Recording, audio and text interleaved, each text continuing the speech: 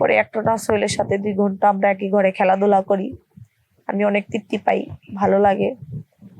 তো এরকম করে আমরা আনন্দ বিনোদন করলাম, করার পরে মামা মামি চলে আসলো।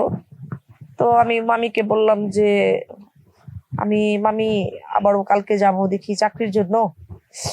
তো মামি বলল যে যাবি, কতদিন ধরে তো ঘুরতেছিস, হয় না, তাহলে তুই আমার সাথে বাসার কাজটাই কর, 2 একটা বাসায় তোরে রাইখা আসি।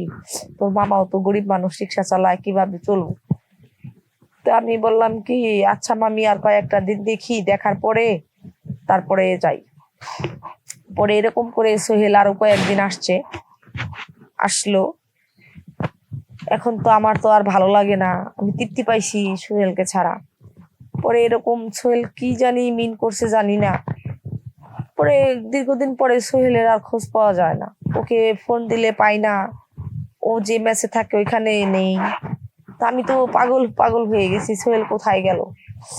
এখন মামি বলে তোর কি হয়েছে, আমি বলি কিছুই হয় নাই মামি। তো মামি আমার ব্যাগে দেখে যে কিছু টাকা, বললো কি টাকা পাইলি কোথায়।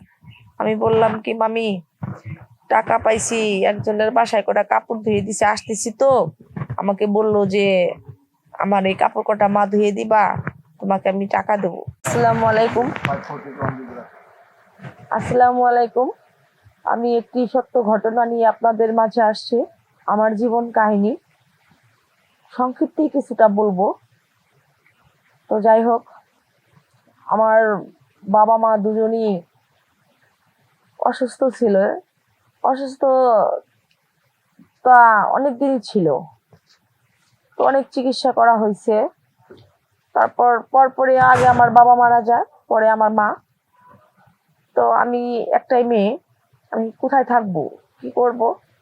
পরে গ্রামের মানুষ, আমার মামা মামি তো জানেই যে আমার মা বাবা দুজনেই নেই।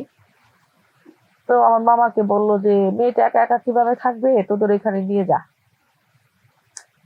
তো ওইখানে গেলাম মামা মামির সাথে।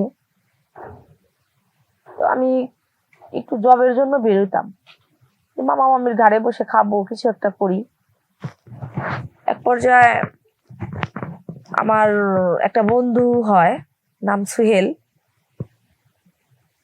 তো সুহেল তো বন্ধু, তো আমি বললাম কি যে সুহেল ভাই আমার একটা জবের দরকার, তো জবটা দিলে মনে হয় ভালো হয়। তো মামি একটু খ্যাটখ্যাট করে হালকা, বেশি না, কিন্তু মামা তো বুঝেনি, মামা তো মামাই। তো নিজের কাছেও খারাপ লাগে যে মামা মামির ঘাড়ে বসে খাবো, তো একটু জব টব খুঁজি। তো ঘুরতে ঘুরতে সোহেলের সাথে আমার বন্ধুত্ব হয়। তো জবটাও খুঁজে আর পাইনি, কারণ আমার দেশ থেকে কিছু কাগজ আনার ছিল, ওগুলা আমার নেই, তো হয় নাই। তো সোহেল আমাকে একদিন বলল যে শিরিন, তোর তো খুব টাকার দরকার, তো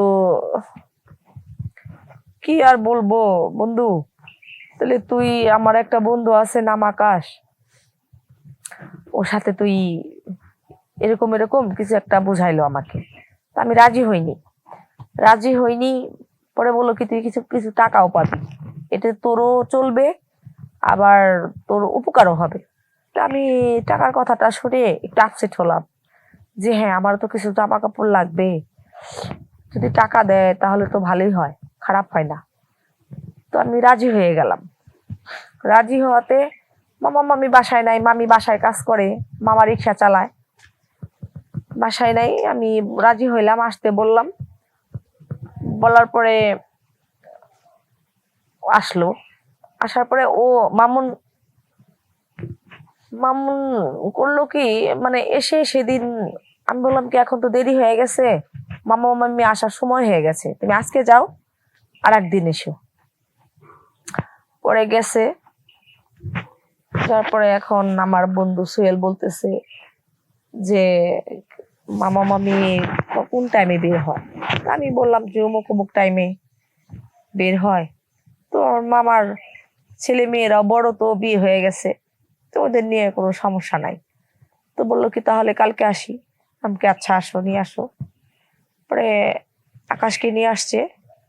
তো আকাশকে রুমে দিচ্ছে, দেওয়ার পরে কি বলবো, মানে ও প্যান্টটা খুলতেই ওর সবকিছু শেষ হয়ে গেছে। হয়ে যাওয়াতে আমার যে এত রাগ হচ্ছে, আমি উত্তেজনা হয়ে গেছি। পরে আমি ওকে ঘর থেকে বের করে দিয়ে সোহেলকে আমি টান দিয়ে নিয়ে আসছি। নিয়ে এসে বলছি, তুই এটা কাকে আনছিস, এই সেই, এরকম রাগারাগি করলাম। পরে একটা না সোহেলের সাথে 2 ঘন্টা আমরা একই ঘরে খেলাধুলা করি। আমি অনেক তৃপ্তি পাই, ভালো লাগে। তো এরকম করে আমরা আনন্দ বিনোদন করলাম। করার পরে মামা মামি চলে আসলো। তো আমি মামিকে বললাম যে মামি আবারও কালকে যাব দেখি চাকরির জন্য।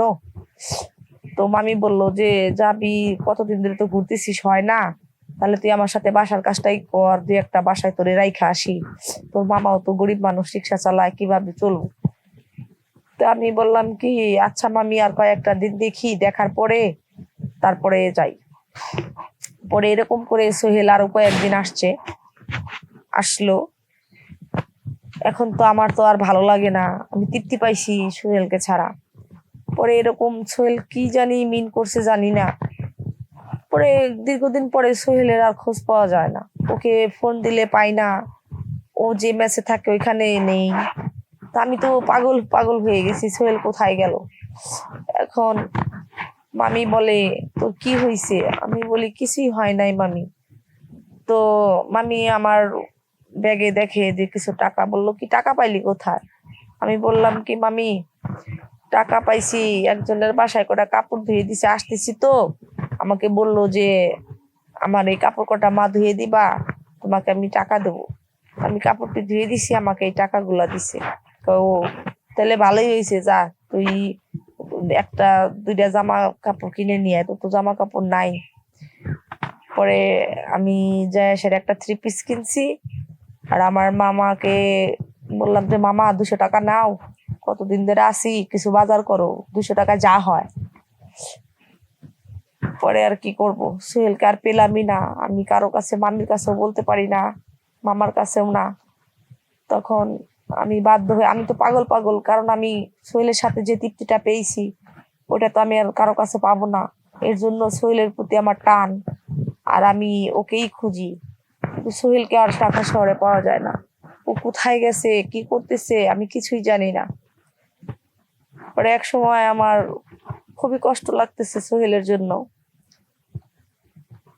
পরে এরকম করতে করতে মামি আমাকে একটা বাসায় নিয়ে দিল, যে বান্দা থাকবি, খাবি।